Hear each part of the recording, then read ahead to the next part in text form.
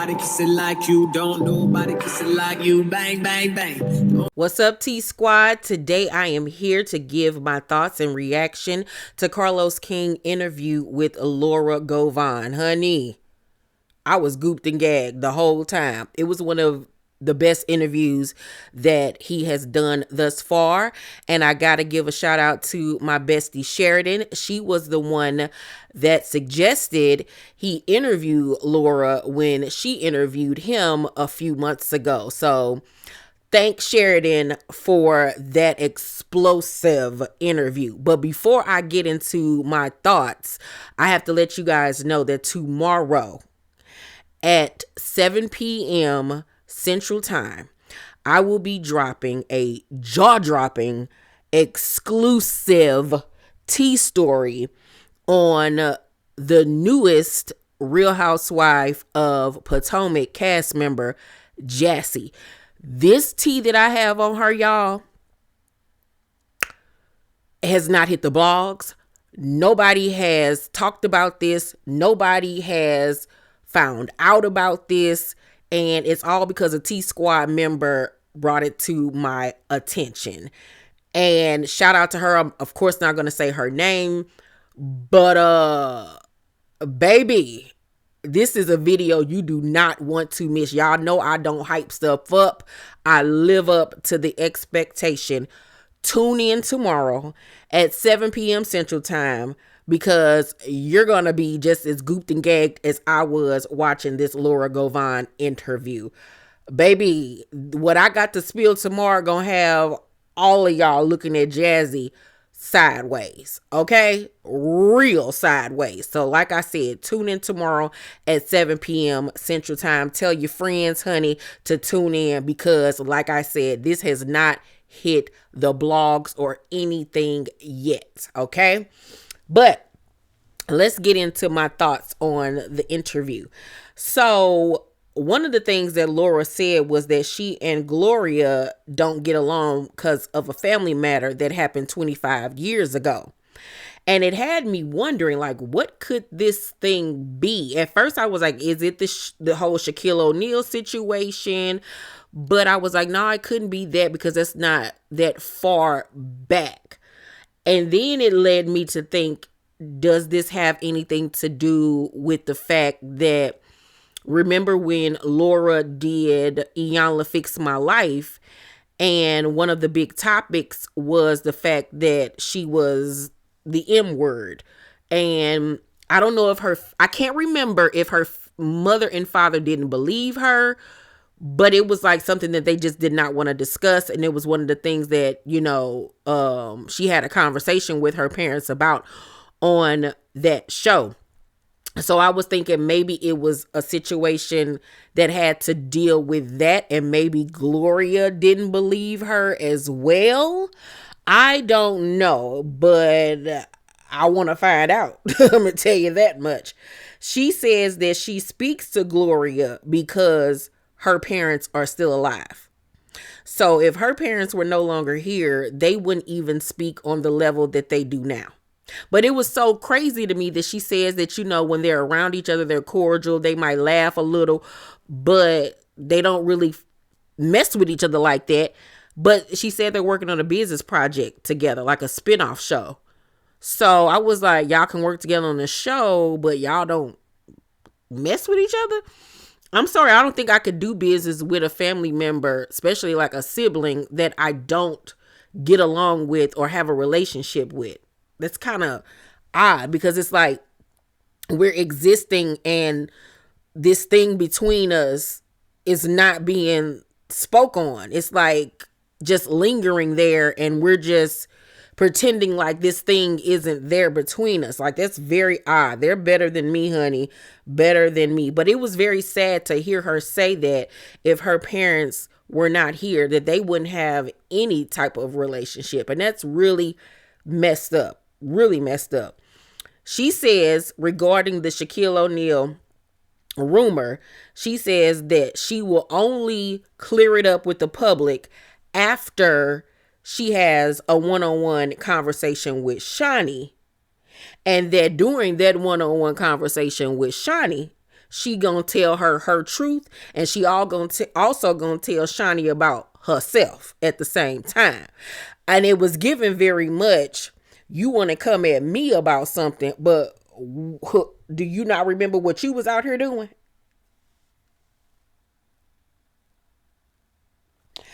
I need this conversation to be recorded. Because y'all know I have never saw it for Shani. She is fugazi. She is fake AF, okay? Never saw it for her. Mean girl, mean girl, mean girl all the way around. She is stuck up. She turns up her face and nose to other people. She let that title of creator and executive producer go to her head. I just don't like her. I don't like her. Never have. And let me just be honest with you. The fact that she was with Shaquille O'Neal and laid down and had 4-5 kids with that man let me know everything that I needed to know. Because, girl, you not gonna make me believe that you really was attracted to him and fell in love. Never gonna believe it. Never, ever, ever. Ever, ever, ever.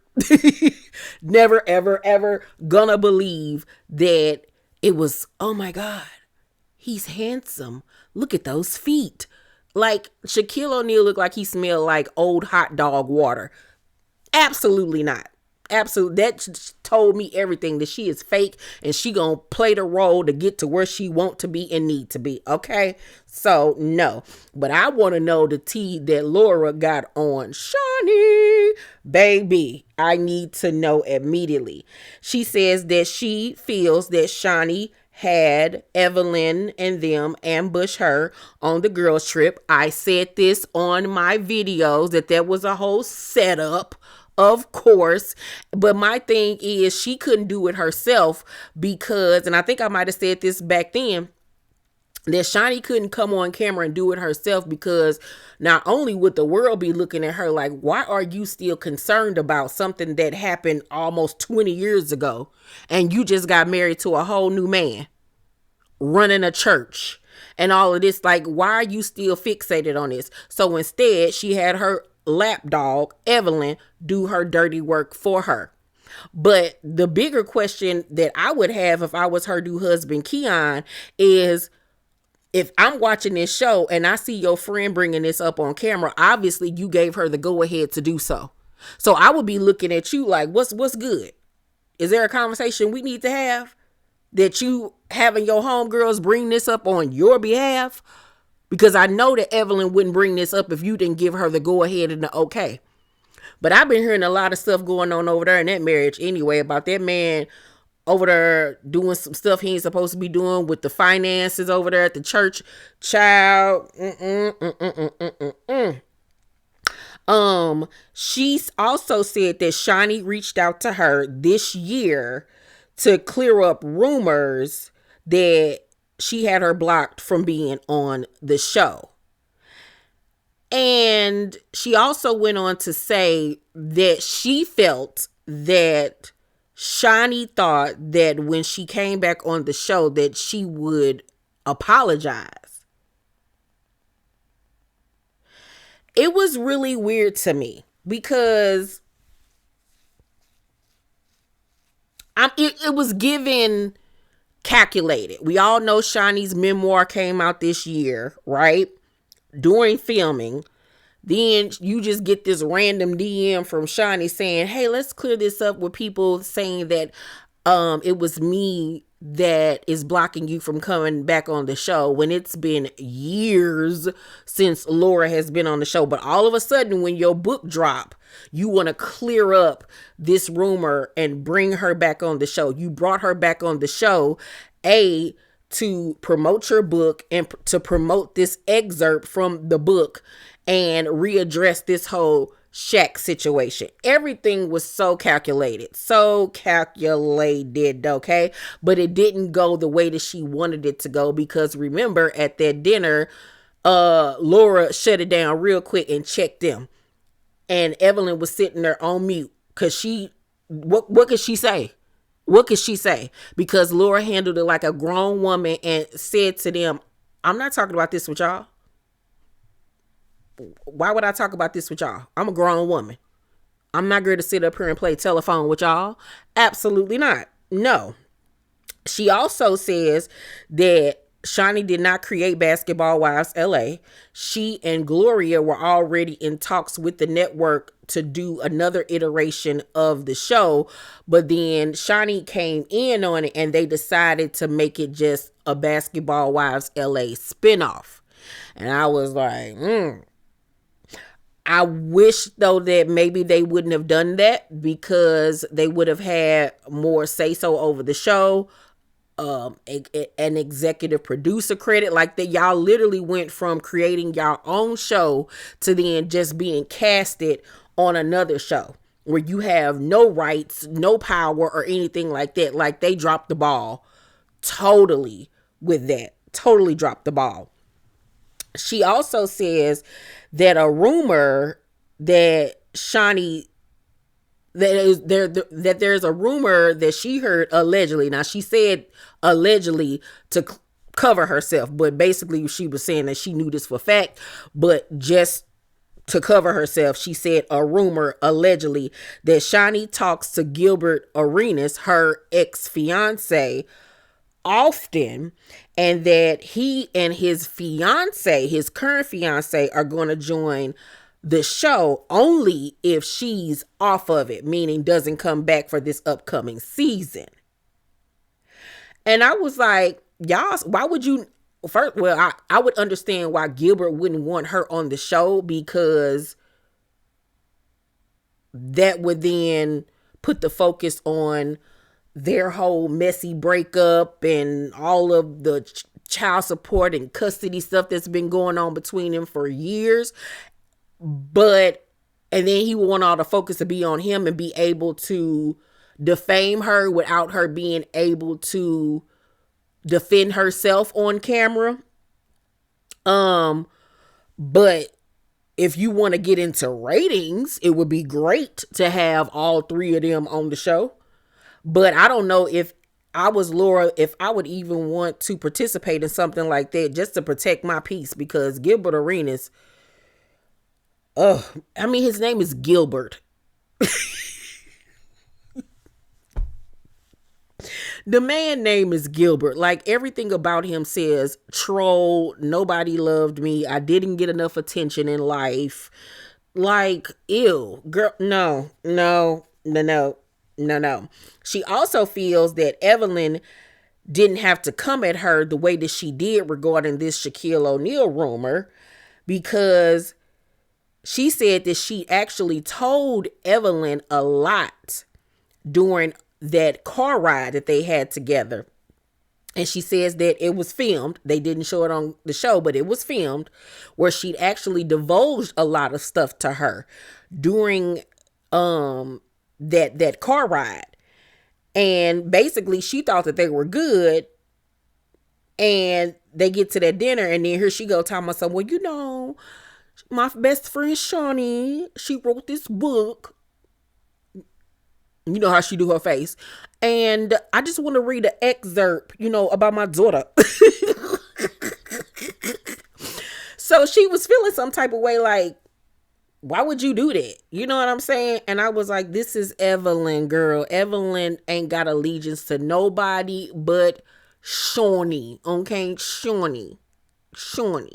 She ain't even got that much of allegiance to Brooke, honey.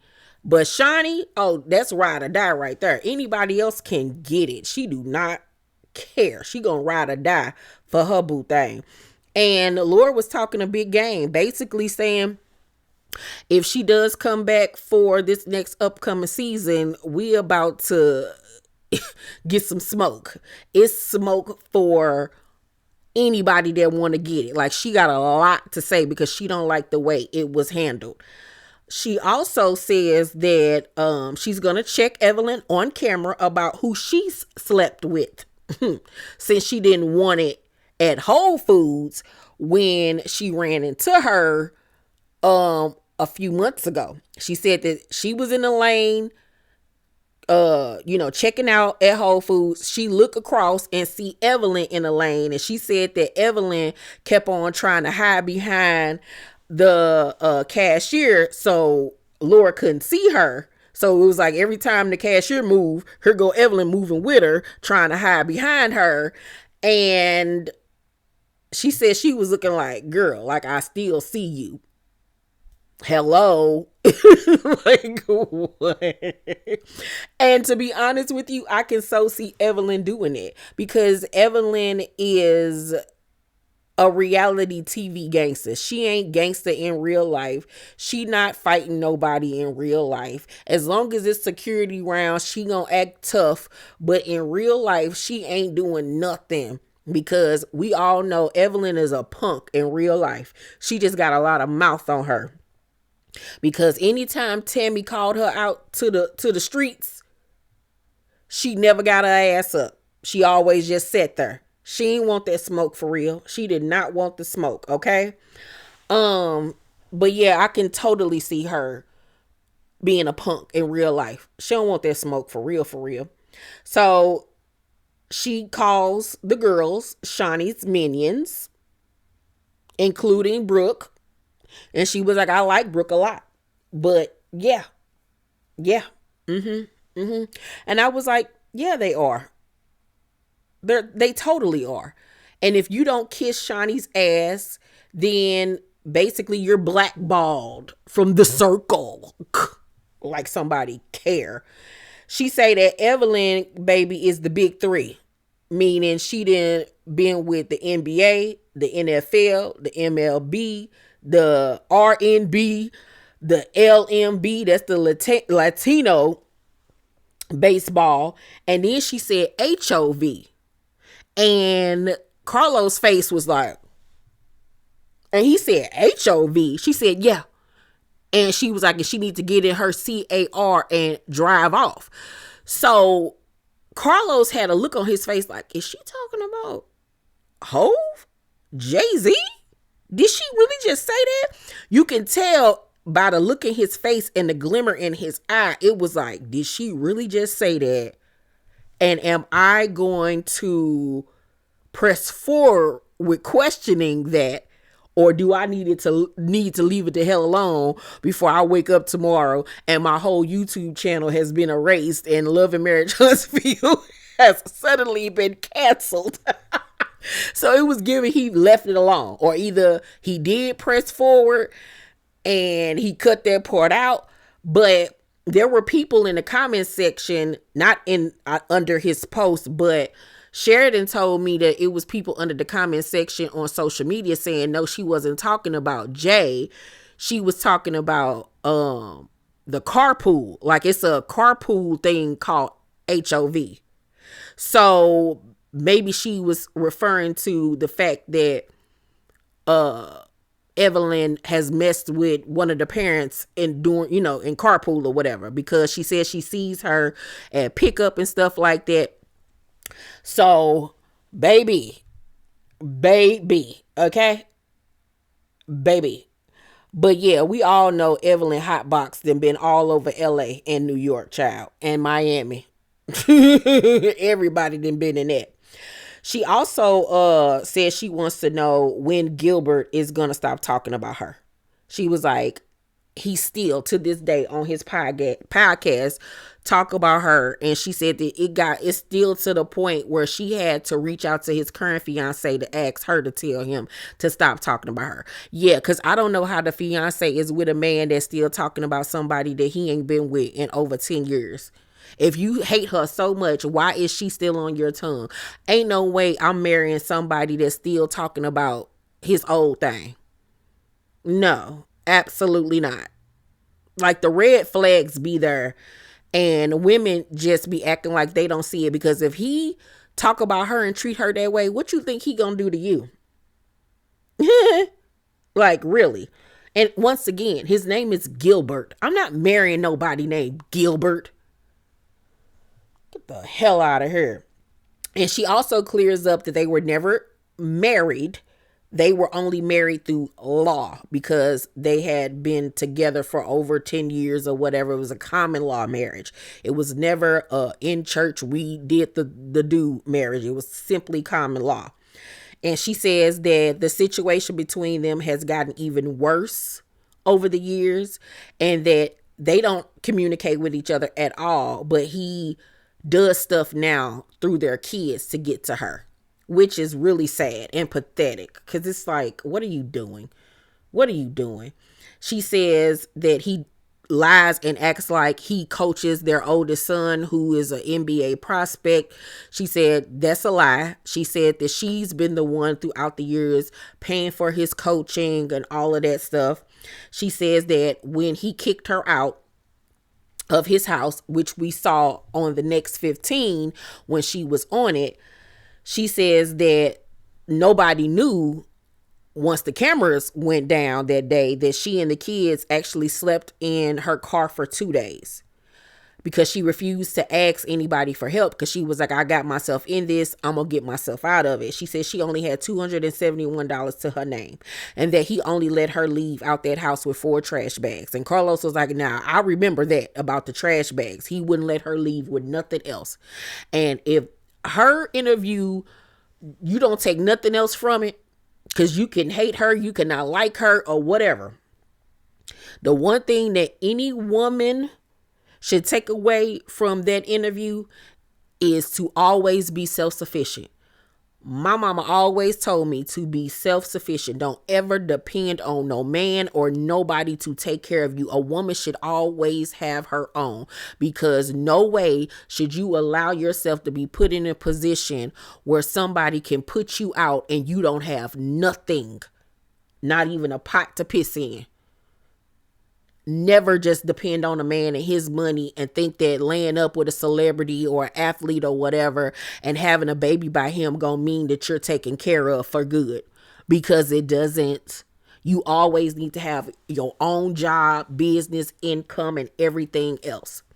And it was really sad to hear her story about how she has struggled ever since she left him. And she said there was even a point where she even considered going back to him, because having rich problems was way easier than having poor problems. You know what I'm saying? But she said she vowed to herself after that last time that she would not go back to him. You know, she said that she eventually got $7,000 in child support, but they have 4 or 5 kids together. All of them pretty much play basketball. She said that she was the one paying for their school tuition. You know, school tuition is high. So you got out of that $7,000, she got to pay probably like $1,000 or something a piece for some kids to go to private school every month. She got to pay for rent in LA, which we already know is sky high. Groceries, utilities, and everything else. Like that $7,000, honey, didn't do nothing for her.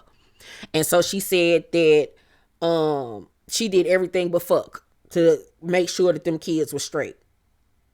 She said that he did not basically help her with any extras, which is really sad. It really honestly is. She said that Jamie Foxx was a huge help to her.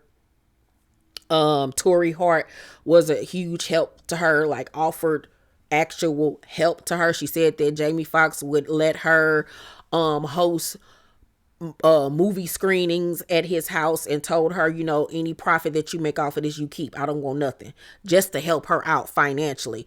She even said that she was considering going and selling shoes at Nordstrom. I'm like, why didn't you? Why didn't you, Miss Ma'am? Like, I wouldn't have cared, honey. If things ever go south here, and if y'all end up seeing me being a manager at White Castles, you think I'm gonna care? Sure not. As long as I got a roof over my head and I'm able to take care of myself, I don't care about getting a job. No, at all. She says that her current man is the one that's paying for her daughter to go to private school. He bought her a Tesla, decorated her room and everything, and he's paying for her training. And I'm like, Laura, I hope you don't get yourself in the same situation that you just got out of, depending on this man financially. Hopefully if you do come back to Basketball Wives, that's a check for you. But just think about, she even said in the interview that she just recently like started posting on social media. So it really wasn't like she was getting ad campaigns or doing promo for companies. Like, so where you been getting money from outside of this child support?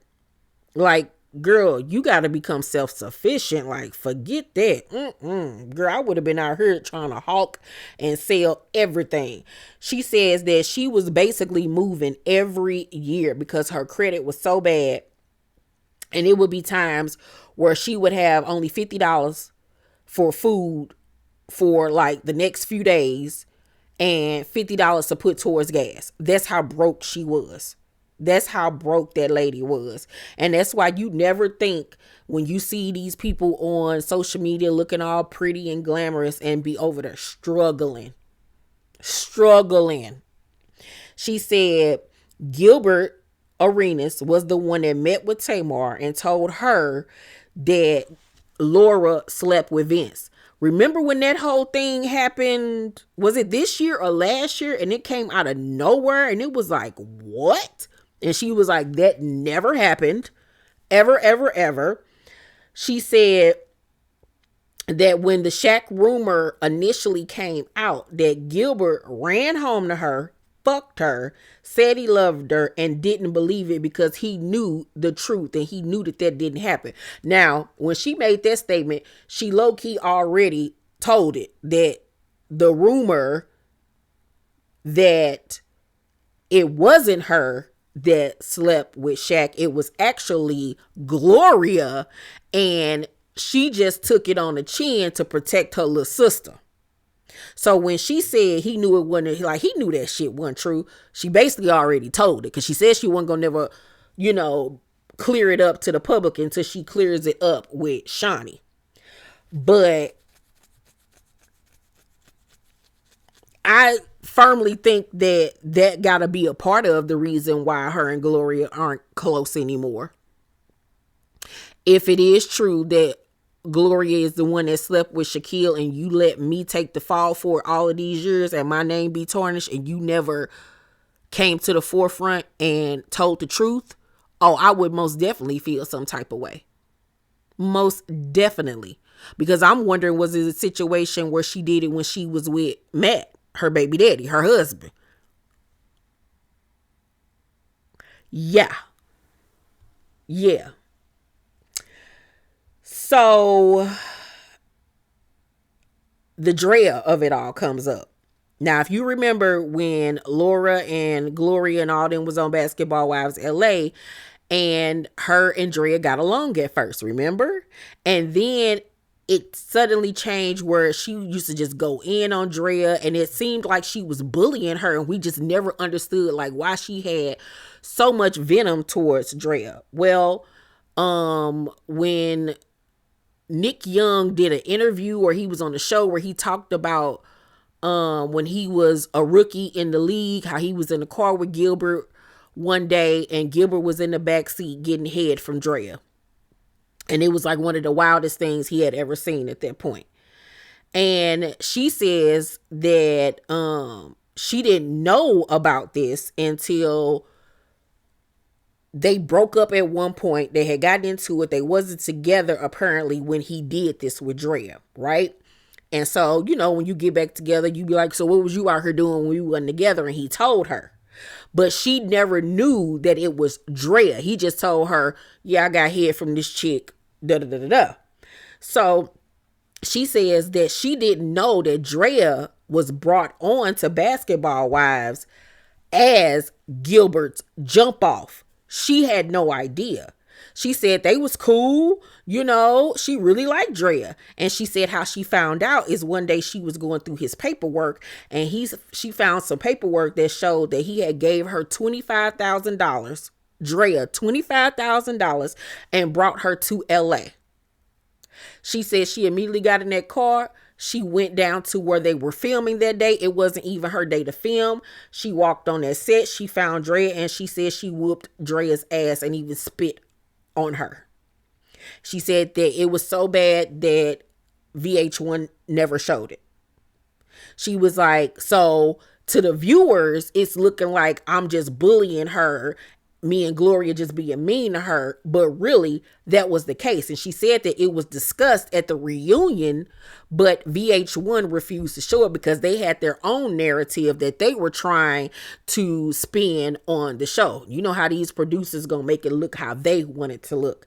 And she said it was pissing her off because it was like, I'm up here looking like I'm the villain when this girl, and not only did she do that, but she said she was still fucking him at that time.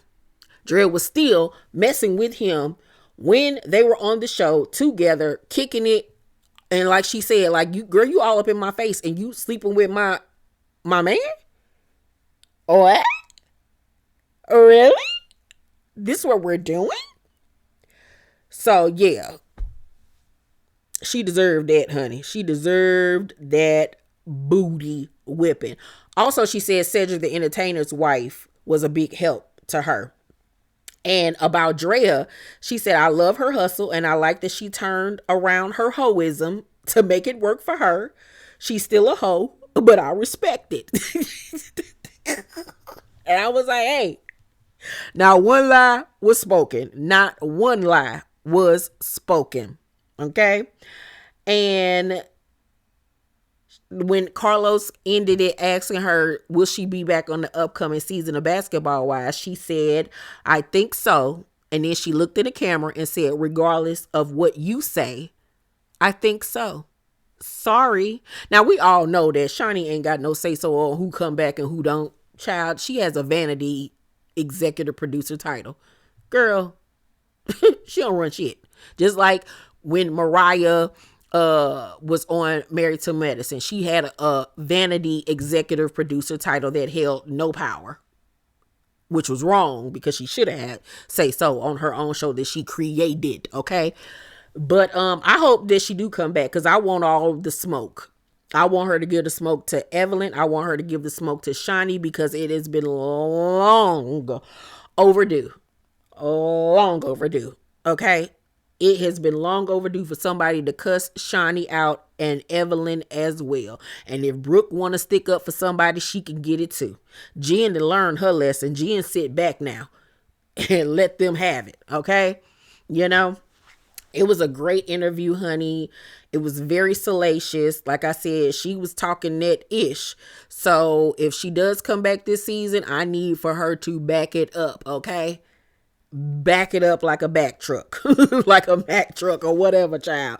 Great interview. Go and check it out if you have not seen it. It will not disappoint. And like I said, you guys, make sure you tune in tomorrow at 7 p.m. Central Time for this exclusive tea on Jassy that you do not want to miss, because I cannot wait to see if any of this is going to be brought up on the show. When are the blogs going to pick up on this? Shout out once again to the T-Squad member that brought it to my attention, because I wouldn't have even known anything about this. So, like I said, y'all do not want to miss this, because baby, woo, in my Rick voice, okay? Get ready like Freddie. Please make sure that you guys thumbs up this video, subscribe to my channel, and turn on your post notifications so you know when my videos drop. I love you, I love you, I love you, and I'll see you guys on the next video. Bye.